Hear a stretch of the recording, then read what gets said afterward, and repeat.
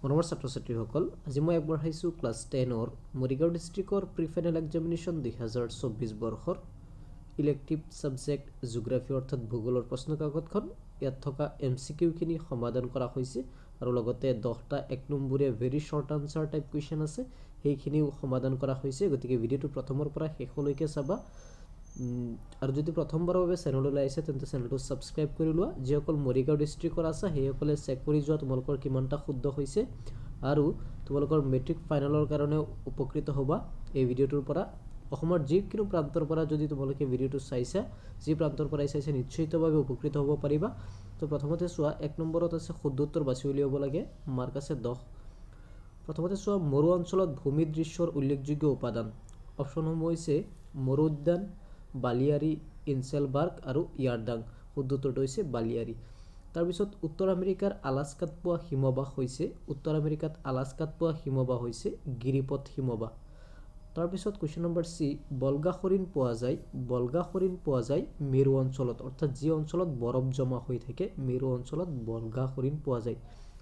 তাৰপিছত মেনগ্ৰ'ভ অৰণ্য দেখা যায় উপকূলীয় অঞ্চলত, অৰ্থাৎ সাগৰ বা নদীৰ যি কাষৰীয়া উপকূল অঞ্চল আছে এনে ঠাইত মেনগ্ৰ'ভ অৰণ্য পোৱা যায়। তাৰপিছত চাহাৰা মৰুভূমি অৱস্থিত দেশ হৈছে লিবিয়া হৈছে চাহাৰা মৰুভূমিত অৱস্থিত দেশ। এই লিবিয়া দেশখন চাহাৰা মৰুভূমিত আছে। তাৰপিছত ওলমা উপত্যকা সৃষ্টি কৰা কাৰকটো হৈছে হিমবাহে। মনত ৰাখিবা, হিমবাহে ওলমা উপত্যকা সৃষ্টি কৰে। তাৰপিছত আৰৱ মৰুভূমিৰ অঘৰী জাতিটোক কি বুলি কোৱা হয়? বেদুইন বুলি কোৱা হয়, বেদুইন। তাৰপিছত আমেৰিকা যুক্তৰাষ্ট্ৰৰ মুঠ কৃষি বলয় হৈছে 9টা। তাৰপিছত কুৱেশ্যনটো হৈছে আমেৰিকা যুক্তৰাষ্ট্ৰৰ সৰ্বাধিক জনবহুল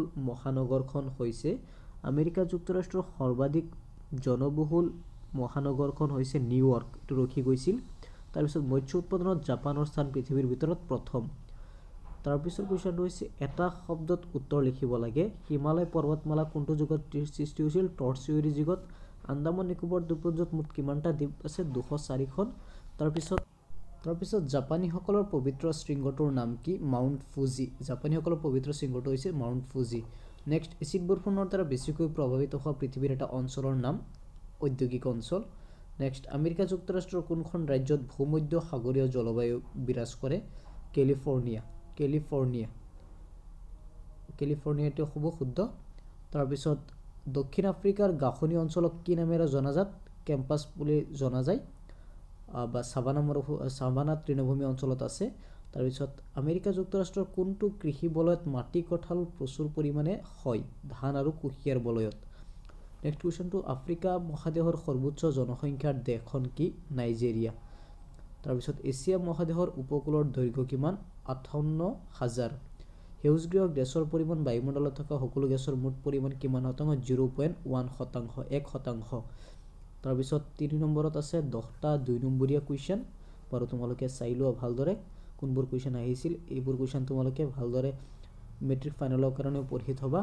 ঠিক নাই, ইয়াৰ পৰাও কেইবাটাও কুৱেশ্যন ফাইনেলত আহিব পাৰে, গতিকে চাই যোৱা। ইপিনে আকৌ আছে 4 নম্বৰীয়া কুৱেশ্যন, 4টা আহিছে 4 নম্বৰীয়া কুৱেশ্যন।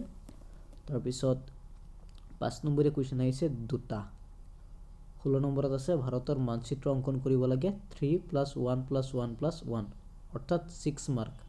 গতিকে মানচিত্ৰ তোমালোকে অংকন কৰিব লাগিব আৰু 3খন ঠাই বহাব লাগিব। মালৱাৰ উপকূল, কাইটিয়া মৰু উদ্ভিদ, চুটনাগাপুৰ শিল্প অঞ্চল আৰু বিন্দ পৰ্বত। যিকোনো 3টা ঠাই ইয়াত দেখুৱাব লাগিব মানচিত্ৰত। গতিকে তাৰপিছত প্ৰকল্প 17 নম্বৰত। এইখিনি আছিল ভিডিঅ'টো চাই কেনেকুৱা লাগিছে কমেণ্ট বক্সত নিশ্চয় জনাবা। আৰু যদি ভিডিঅ'টো চাই ভাল লাগিছে তেন্তে লাইক এটা কৰিবলৈ নাপাহৰিবা। পৰৱৰ্তী পৰ্যায়ত এনেকুৱা উপকাৰমূলক হোৱা ভিডিঅ'বোৰ পাই থাকিবা। গতিকে আজিৰ কাৰণে ইয়াতে